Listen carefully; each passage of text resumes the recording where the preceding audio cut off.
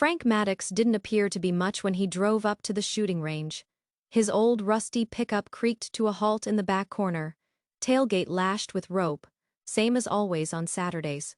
No frills equipment, no spiffy apparel, old jacket, jeans, and a battered army hat. From the truck, he emerged, carrying a leather case containing his rifle, no decals, no badges, just subdued respect. Frank was the type of guy who wore silence better than anybody wore words. Some of them whispered he was a Vietnam vet.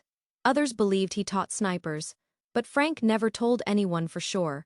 He just appeared, lane 7, rain or shine, and shot with a consistency that was out of another time. An SUV black pulled up that morning. Out came a Marine recruiter, Staff Sergeant Cruz, haircut, sunglasses, tactical vest, and more swagger than brains. He was unloading equipment as if he was shipping out, speaking loud, shouting wind like a briefing, recording himself with a GoPro. He spotted Frank and grinned. Museum piece, huh? Frank kept quiet. Lane light changed to green. First shot, bullseye. Second. The same on the fifth. The range fell into silence. The recruiter scowled and stepped forward. That is when he saw a patch sewn onto Frank's rifle bag. Faded hard-earned. U.S. Army Sniper School.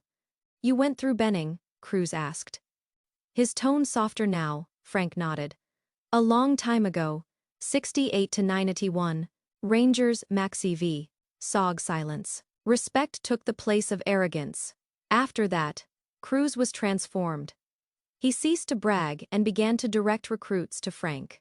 The old man never boasted, never lost his temper. He just demonstrated, adjusted a stance, readjusted a shoulder, and spoke in the measured gravitas of a man who'd been there.